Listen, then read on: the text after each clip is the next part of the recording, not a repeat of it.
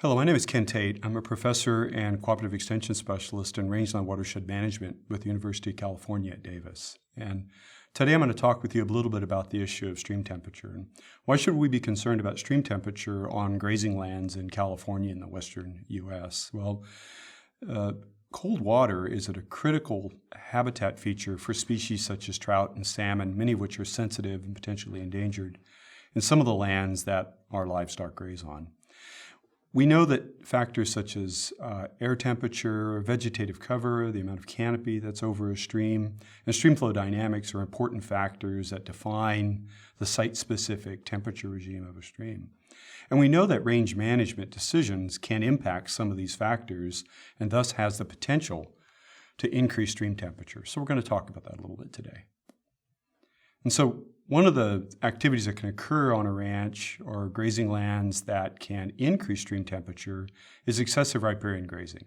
And by excessive riparian grazing, I mean grazing management decisions on riparian areas that reduced woody or herbaceous plant cover that would increase the sunlight and solar energy reaching a stream. Excessive grazing can also lead to widening of the stream channel due to erosion, which can increase the surface area of water in the stream that's exposed to solar energy.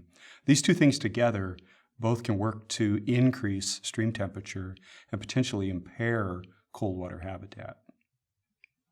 Another common activity on grazing lands in California and the western U.S. is the diversion of water from streams for the purpose of irrigating pasture to be used either as hay or for grazing or for both. And in this practice, water is diverted from a stream, it is put across the field, and some amount of tailwater is generated or runoff from that field that then enters the stream it was pulled from or another water body. And that runoff could be warmed up substantially from having run over that field. And so in-stream diversions can reduce the volume of stream water sufficiently that warming rates below the diversion increase above rates that they would have been without diversion. And discharges of warm water from irrigated pastures can heat receiving waters. This is particularly the case if the tailwater volumes are large relative to the in-stream flows. And so I'm going to share with you a few of our key research findings and work that we've done in California, trying to better understand how factors like air temperature, stream flow, stream canopy cover, and irrigation tailwater returns affect stream temperature. Also, we'll talk a little bit about the seasonal patterns that we see in stream temperature and a bit about how watershed position or where a stream is located within a watershed might affect some of the inherent temperature regimes that occur there. And so we'll start with air temperature and seasonality of stream temperature. And so right off, air temperature is a major determinant of water temperature in streams. Air temperature can explain over 75% of the variation in daily stream temperature. And we find that maximum stream temperatures in the western U.S. are observed generally in July and early August, with peaks often in the last week of July and the first week of August. And you can see in the graph here that a series of stream temperature daily maximum data, as well as the corresponding air maximum temperature over the course of a summer in Fahrenheit. And you can see how well stream temp matches air temp. And you can see that peak in July and early August of stream temperature. And that helps us realize that if we're, in terms of releasing tailwater and other management decisions, we've got a window there during that time period when we are potentially close to the upper limit of temperature in that stream to begin with, and we might need to exert some management during that time period. When we think about watershed position and kind of the inherent capacity of streams to basically provide cold water. If we look at this schematic, we've got a couple of streams that are flowing from high elevation forest down into a receiving reservoir. And if we think about the lower reaches of this particular stream, we might find that in the lower reaches, perhaps the mean daily maximum temperature is on the order of 70 degrees Fahrenheit, which may be a little warm for most cold water fisheries. But that may be the natural capacity of that reach due to open topography, not much topographic shade, relatively low elevation relative to the remainder of the creek. And we might have surrounding vegetation that's juniper sagebrush ecosystem or some low-growing vegetation type that doesn't yield a lot of shade over the stream from upland positions. If we move into the middle reaches of that stream, we might find that we have mean maximum daily temperatures of 65 degrees Fahrenheit, which are right in the range that we'd like to see for cold water habitat, and that may be due to relatively steeper terrain, more closed canopy and topographic shade, higher elevation, thus cooler temperatures, and maybe the addition of conifer and other types of riparian woody species near the stream that increase the natural level of shading that might occur. And then finally, as we move into the upper reaches of the stream, we might find that we see mean maximum daily temperatures on the order of 60 degrees, which is excellent cold water habitat due to steep terrain, closed canopy, substantial topographic shade, higher elevation and cooler temperatures, and closer to the source of the flow, which might be cold springs and other sources, and then maybe substantially more conifer to provide shade. So we'd expect to see across these landscapes different potential for streams and reaches of streams to provide this essential habitat.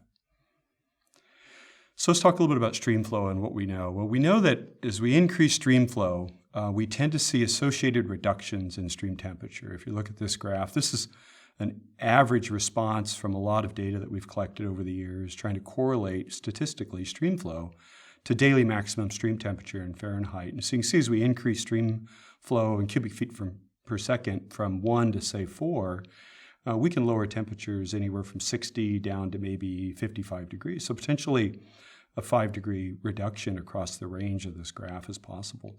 Well, that's a bit modest. You know, when we're trying to get from, say, 70 degrees down to 65, we don't have a long way to go to get ourselves down into that level of temperature that's important. So modifying stream flow is an essential component of solving the stream temperature issue. Same thing with stream canopy cover. As we increase canopy cover on a percentage basis, this is vegetative canopy over streams, we see that that is associated with reductions in stream temperature. In this case, we have kind of a mean response looking at increases in canopy cover on a percentage basis compared to daily maximum stream flow in Fahrenheit. And we can see again, we over the course of this, the span of this canopy cover from 10% to say 50%, we're looking at potentially a 5-degree reduction in daily maximum temperature. So it's important to think about the two of these together because management's never a single tool, it's a toolbox that we pull from. So if we were to work together collaboratively to manage for an increase in canopy cover via, say, improved grazing management or planting and restoration, and increased stream flow, say, through improved irrigation efficiency, we have the potential to substantially increase our level of stream temperature reduction. So, for example, if we look at this graph on the bottom, we've got stream flow for 3 levels of canopy, 0%, 25%, and 50% canopy. And if we look at the 0% canopy, the top line in red, if we started at 0% canopy and we're able to increase that to 25%, we'd see a 4 to 5 degree Fahrenheit reduction. And then if we could increase in-stream flows by even 1 cubic foot per second, we can lower temperature from close to 70 down into about 65 on average, which gets us into the ballpark of cold water habitat. And then it's important to realize that there's an interaction, if you will, between stream canopy and air temperature. And the bottom line is, on hotter days, the effect of stream canopy at reducing stream temperatures is greater. So if you look at this graph, you can see we've got the 0%, 25%, 50% canopy displayed. As we increase air temperature across the x-axis on the bottom, you can see at 60 degrees, the difference between temperature associated with those 3 levels of canopy is not that great. But as we get out to a warmer period, say a 90-degree day, it's substantial. And so basically, increases in stream temperatures due to increased air temperatures are reduced as canopy cover increases. More shade on a hotter day is more beneficial. And so finally, if we think about, I'll give you an example of how tailwater returns from irrigated pasture can affect in-stream temperatures. And so in this diagram, you can see tailwater is returning in a ditch, kind of running diagonal into a stream. The green dot, which corresponds to the green line in the time series or the graph of temperature, is the stream temperature above where that tailwater returns.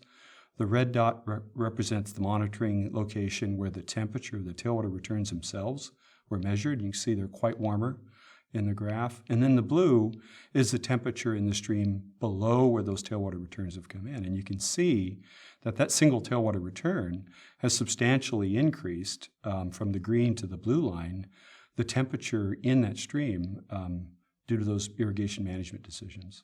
So tailwater can have a substantial impact on stream temperature. And so in summary, many factors work together to determine stream temperature. These include air temperature, watershed position, factors which perhaps we can't do much about as managers, but they also include stream flow and canopy cover. We need to recognize that because of these site-specific factors, streams have inherently different temperature regimes and potential to supply cold water habitats. So we don't want to assume that all of the water bodies on the ranch are capable of producing 60-degree water, but some of them might be depending upon these particular factors. And so what we want to do is, in terms of managing for stream temperature potential and cold water habitat potential, we want to manage riparian grazing to achieve the site potential for riparian vegetative cover and stream channel stability. Allow that to be what it can be, and that will help define the potential, or at least achieve the potential cold water regime that the site can achieve. And then we want to manage irrigation to reduce stream flow withdrawals, tailwater volume, as well as tailwater return temperatures. Certainly we need to divert water to irrigate pasture. That's an essential part of our production systems. But we want to leave as much cold water in the stream as we can and return as little warm water to the stream as we can. And often that'll have production benefits outside of stream temperature. You can find more informative presentations covering ranch water quality topics on the UC Rangelands website, and look for the Water Quality Information Hub or direct your web browser to the URL shown on this slide.